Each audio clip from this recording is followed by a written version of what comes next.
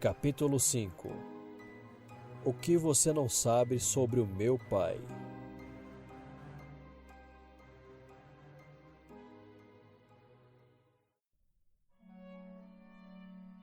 Ficaste espantada um dia quando te contei em passeio o que meu pai me dissera alguns dias antes da minha primeira comunhão. Cuida, Anita, cuida que ganhes bonito vestido, o mais não passa de burla. Quase me teria mesmo envergonhado do teu espanto. Agora rio-me disso. O mais bem feito em toda essa burla era permitir-se a comunhão apenas aos 12 anos. Eu já estava, então, assaz possuída do prazer do mundo, que postergava facilmente tudo quanto era religião. Eu não levei a comunhão a sério. O novo costume de deixar as crianças receberem a comunhão aos 7 anos põe-nos furiosos. Envidamos todos os meios para burlar isso, fazendo crer que para comungar cumpre haver compreensão. É preciso que as crianças já tenham cometido antes alguns pecados mortais. O branco Deus será menos prejudicial, então, do que recebido quando a fé, a esperança e o amor, frutos do batismo, escarros sobre tudo isso, ainda estão vivos no coração da criança. Lembras-te que já sustentei esse mesmo ponto de vista na terra? Torno meu pai. Ele brigava muito com minha mãe, raras vezes te frisei isso. Tinha vergonha. Que é vergonha, coisa ridícula, a nós tudo é indiferente. Meus pais não dormiam mais no mesmo quarto. Eu dormia com minha mãe, papai no quarto ao nosso lado, onde podia voltar a qualquer hora da noite. Ele bebia muito e gastou a nossa fortuna. Minhas irmãs estavam empregadas e precisavam do seu próprio dinheiro, como diziam. Mamãe começou a trabalhar. No último ano de sua amargurada vida, papai batia em mamãe muitas vezes quando não lhe queria dar dinheiro. Para mim, ele sempre era bonzinho. Um dia, contei-te isso e ficastes escandalizada sobre o meu capricho. E de que não te escandalizastes em mim, hein? Um dia, pois, devolveu 2 vezes sapatos novos porque a forma dos saltos não me era bastante moderna.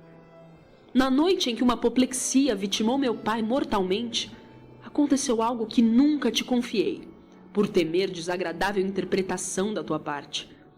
Hoje, porém, deves sabê-lo. Esse fato é memorável, porque foi pela primeira vez que o meu atual espírito carrasco se acercou de mim. Eu dormia no quarto de minha mãe. Suas respirações regulares denotavam seu profundo sono. De repente, ouvi chamar meu nome. Uma voz desconhecida murmurou: "O que acontecerá se teu pai morrer?" Eu não amava mais meu pai, desde que ele começara a maltratar minha mãe. Já não amava propriamente ninguém, só me prendia a alguns que eram bons para mim. Amor sem intuito natural existe quase só nas almas que vivem em estado de graça. Nele eu não vivia. Respondi assim ao misterioso interlocutor: "Com certeza ele não morre." Após breve intervalo, ouvi a mesma bem compreendida pergunta, sem me incomodar de saber de onde provinha. "Qual o quê? Ele não tá morrendo!" escapou-me casmurra. Pela 3ª vez fui interrogada: "Que acontecerá se teu pai morrer?" De relance, me surgiu no espírito como meu pai frequentes vezes voltava para casa meio bêbado, ralhando e brigando com mamãe, e o quanto ele nos envergonhava perante os vizinhos e conhecidos. Gritei então embirrada: "Pois não, é quanto merece que morra!" Depois ficou tudo quieto. Na manhã seguinte, quando mamãe foi para arrumar o quarto de papai, encontrou a porta fechada. Ao meio-dia, abriram-na à força. Papai encontrava-se meio vestido em cima da cama, morto, um cadáver. Ao procurar cerveja na adega, deve-se ter resfriado. Desde muito estava adoentado. Será que Deus fez depender da vontade de uma criança, a quem o homem demonstrava bondade, o conceder-lhe mais tempo e ocasião para se converter?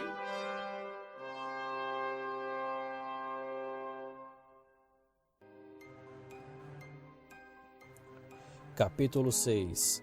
Todos os que no inferno ardem não rezam ou não rezaram o bastante. Marta cá, e tu me fizestes ingressar na associação das moças. Nunca te escondi que achava as instruções das duas diretoras, duas senhoras X, assaz vigaristas. Achava os jogos bastante divertidos, conforme sabes. Cheguei em breve a sustentar nele papel preponderante. Isso era o que me lisonjeava. Também as excursões me agradavam. Deixei-me até levar algumas vezes a confessar-me e comungar. Propriamente não tinha nada para confessar. Pensamentos e sentimentos comigo não entravam em conta. Para coisas piores eu não estava madura ainda. Admoestaste-me um dia. Anne, se não rezares mais, perder-te-ás. Ora, eu rezava realmente muito pouco e também só contrariada de má vontade. Tinhas tu, sem dúvida alguma, razão. Todos os que no inferno ardem não rezaram ou não rezaram bastante. A oração é o primeiro passo para Deus, sempre decisivo. Mormente a oração para aquela que é a mãe do Cristo, cujo nome não nos é lícito pronunciar. A devoção a ela arranca ao demônio inúmeras almas, que os pecados lhe teriam infalivelmente atirado às mãos. Furiosa continuo por ser forçada. Rezar é o mais fácil que se pode fazer na terra. Justamente a essa facilidade Deus ligou a salvação. A quem reza com assiduidade, Deus dá paulatinamente tanta luz e fortalece-o tanto que o mais afogado bode de pecador se pode definitivamente levantar pela oração, ainda que esteja submerso na lama até o pescoço. Nos últimos anos de vida eu deveras não rezava mais e assim me privava das graças sem as quais ninguém pode se salvar. Aqui não recebemos graça alguma. Mesmo que a recebêssemos, com escárnio a rejeitaríamos. Todas as vacilações da existência terrestre acabaram no além. Na vida terrena pode o homem passar do estado de pecado para o estado de graça. Da graça pode cair no pecado e frequentes vezes eu caí por fraqueza. Raramente por maldade. Com a morte terminou essa inconstância do sim e do não, caindo e levantando-se. Pela morte cada um entra no estado final, fixo, inalterável. À medida que avança a idade, tornam-se menores os saltos. É verdade que até a morte a gente se pode converter a Deus ou virar-lhe as costas.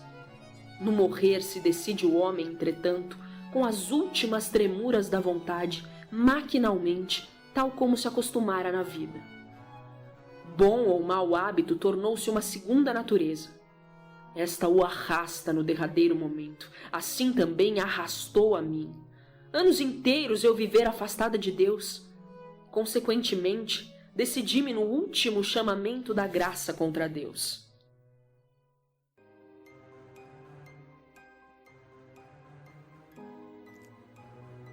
Capítulo 7. Odeio também o demônio. Não que o haver pecado muitas vezes me fosse uma fatalidade, mas porque eu não me queria mais levantar. Repetidas vezes me admoestaste a assistir à pregação e a ler livros devotos. Eu escusava-me regularmente com a falta de tempo. Havia eu de aumentar ainda mais a minha incerteza íntima? Cumpre-me, aliás, afirmar. Quando cheguei a esse ponto crítico, pouco antes da minha saída da Associação das Moças, ter-me-ia sido muito difícil enveredar por outro caminho. Sentia-me insegura e infeliz. Diante da minha conversão, levantou-se um paredão. Deves tê-lo desapercebido. Tu o tinhas imaginado tão fácil quando uma vez me disseste: faça, pois, uma boa confissão, Anne, e tudo ficará bem. Eu suspeitava que assim fosse, mas o mundo, o demônio e a carne já me seguravam nas suas garras. Na atuação do demônio eu não acreditava nunca. Agora atesto que há pessoas como eu então era, o demônio influencia poderosamente.